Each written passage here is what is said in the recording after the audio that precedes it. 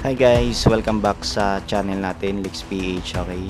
So ngayon guys, meron ako sa inyong ituturong tip and tricks dito sa Farlight 84 kung papaano nyo to guys i-run sa mga naka low end device dyan na smoothly, na kahit low end device lang yan guys, malalaro mo pa rin to ng walang lag no, or walang FPS drop na nangyayari no, okay? So bago ang lahat guys, sa mga hindi pa po nakapag-subscribe sa channel natin dyan, i-click nyo na po yung subscribe and i-press nyo na rin guys pati yung notification bell para updated kayo pag may mga video tutorials tayong ituturo sa inyo, okay? So dito guys sa settings ng Farlight ko, bale ito guys yung pinaka the best settings para sa akin no, na naka low end device. Bale yung graphics quality niya guys, nilalagay ko lang siya sa smooth no, okay? So kung kinakaya pa ng phone nyo guys yung smooth na graphics quality, iset nyo lang dyan no. Pero kapag mas mababa sa 3GB RAM or hanggang 2GB lang yung RAM, pero I think hindi na kaya siguro ng Farlight yung mga ganong klaseng phone no, kasi mas mababa na kasi yun sa standard na low end device na naka 3GB or 4GB yung RAM no, okay? So kung mararan nyo pa yun guys, sa phone nyo yung Farlight na naka 2GB RAM lang kayo, iset nyo lang siya sa minimal, okay? Kung gusto nyo talagang laruin to sa phone nyo. And then dito naman guys sa frame rate nya, yung pinaka standard kasi na FPS or yung frame rate ng isang low end device is 60 FPS no. Kung hindi naman supported sa 90 or 120Hz yung phone mo, yung frame rate dito sa Farlight guys, iset nyo lang siya sa medium no, okay? Kasi yung medium na to guys, ito yung standard na 60 Hz or 60 FPS ng phone natin, okay? So sa resolution naman guys, meron siyang tatlong resolution dito no, na pwede nyo ilagay sa low, pwede nyo ring ilagay sa medium at sa high no. Eto guys, mababasa nyo naman na lower the settings if your device is lagging, overheating, or using too much power, okay? So sinasabi niya dito guys, dapat kapag sa tingin nyo umiinit na yung phone nyo or naglalag na siya, ibaba nyo guys sa pinaka low yung resolution niya no, kasi may mga ibang phone talaga na kahit sabihin natin maganda yung specs niya, low end device lang siya, pero hindi na kinakaya ng kanyang processor no. So ayan, i-adjust nyo guys sa pinaka baba or pinaka low na resolution.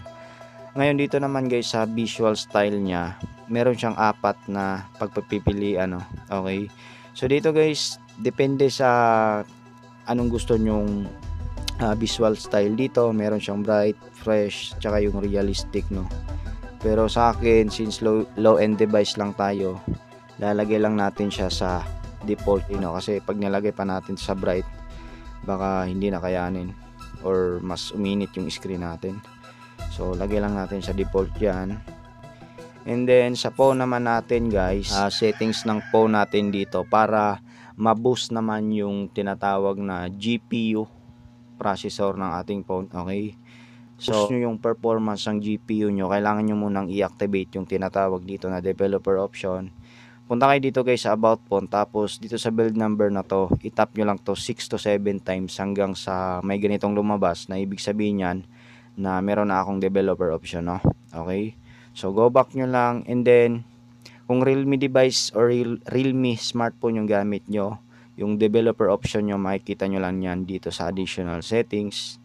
Then scroll down nyo dito guys sa baba, tap nyo to, tapos hanapin nyo dito ngayon guys sa developer option yung tinatawag na game driver preference no, okay? So ito guys, malaki po yung naitutulong nito sa GPU natin para mas maran niya smoothly yung mga online graphic na intensive games gaya ng Farlight sa mas smooth na performance no.